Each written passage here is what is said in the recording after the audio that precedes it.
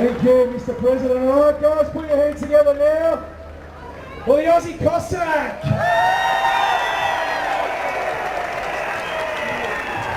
Thank you very much, Mac from Reclaim the Line. And a round of applause for Mac, who's been working hard for the last 2 years, organising all these rallies. Thank you, Mac. Ladies and gentlemen, take a look around at your fellow Australian next to you, because you guys are the survivors.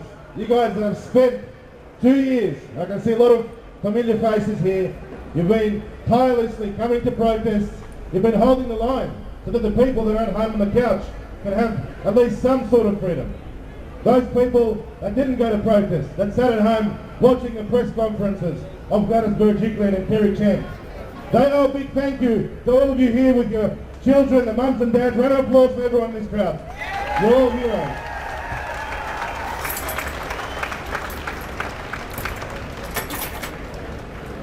It's definitely been a long journey, a long battle.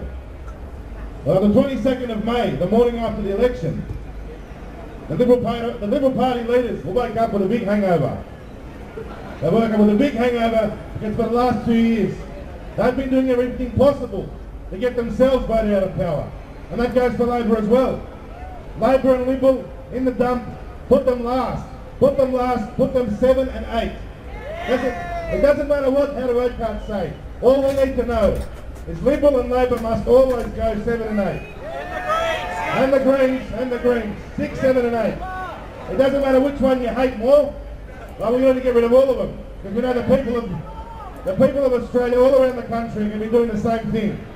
And this is going to be followed by a state election in Victoria, where Dan Andrews is going to be ousted, finally. And I gotta sack Dan Andrews! Sack Dan Andrews! Sack McGowan!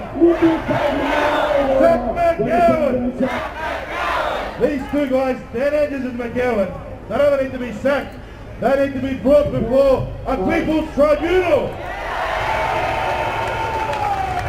Now, we're of course in New South Wales, where Gladys Berejiklian very skillfully got out of politics and landed herself a great $1 million a year job at Optus in charge of 5G. John Barilaro, the New South Wales Deputy Premier, landed himself a cosy job in a development company. How appropriate. Christopher Pyne, ex-Defence Minister, where does he land himself a cosy job? At Defence Industry Corporations. Like, these politicians are corrupt and rotten to the core. Let me just say, guys, the politicians fear you so much that they're willing to send police, tactical squads, LRADs. They will admit that they sit in their command buses and watch YouTubers live to figure out what their next move is. That's how pathetic it is. And the New South Wales Police have become the political attack dogs of the Liberal and Labor Party. Shame! And can I commend Robert Crystal and the good police officers, put your hand up, that have actually joined the people. This is an example. These people are former police officers and they're joining the people. Oh, the people here! Thank you. And that is the message to all the police out there. It's never too late to turn your backs on the corporations and come and join the people who you're there to serve. And we know a lot of police are sitting on the fence. Just as many paramedics like John Lara and doctors and nurses. Can I hear from the nurses? And God, these people are still not allowed to work. Can you believe the travesty? We've got Australians homeless living in cars because the government has said you can't work. The government would rather import foreign labour, people that are unqualified, that should be carers, but they're being fast-tracked to being nurses. No wonder the hospital system's a shame. We've got Scott Morrison committing hundreds of millions of dollars to fight a war against Russia.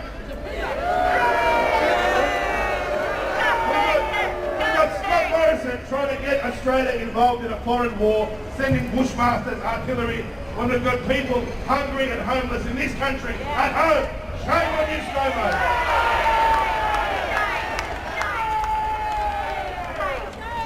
We've got people like Christina Keneally, the Labor candidate. Now, Christina Keneally, she's an arrogant piece of work. She sees herself as the future Prime Minister, or the Defence Minister, or Foreign Minister. And guess where Christina Keneally's running? In the seat of Fowler, in Cabramatta in Liverpool. What a disgrace. Christina Keneally is going to be voted out, and can I use the opportunity to say, vote for the independent candidate in Fowler. Vote for Diley, cheer for Diley, for independence. Speaking of independence, there's another great independent candidate in the seat of Greenway. That's Blacktown, Riverstone, Kings Langley. Let's hear a cheer if you're going to vote for Ricardo Buggy.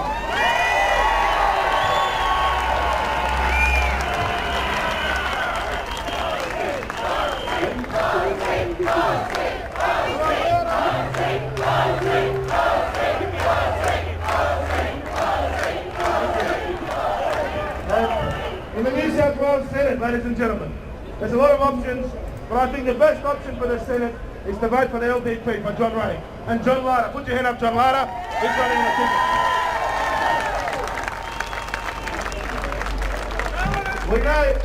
We will never forget, guys, this election will come and go. And after the 22nd of May, when the government wakes up with the biggest hangover they've ever had, we're still going to be here. We've got state elections coming up, we've got local elections coming up, we're going to vote them all the way out of power. Whatever's left of the Liberal Party after these elections, we're going to finish them off. Finish them off in the next election.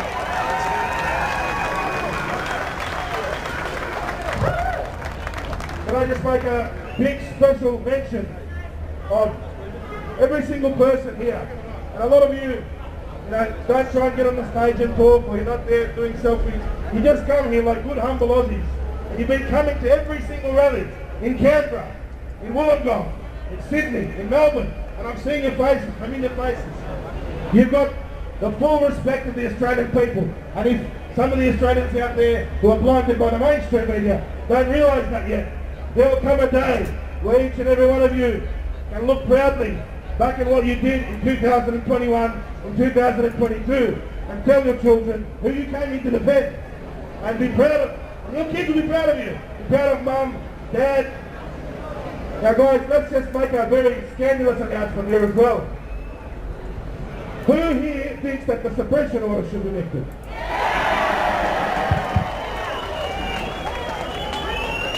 Well, here's a bit of news for you. Now, a few days ago, the 10th of May, at Burwood Local Court, a known pedophile was arrested and charged with 13 counts. 13. And guess what they did as soon as he went to court? Yes. Suppression order. 13 counts. And you know what? I'm going to say his name. Can we say his name? His name is Alexis Rosenthal.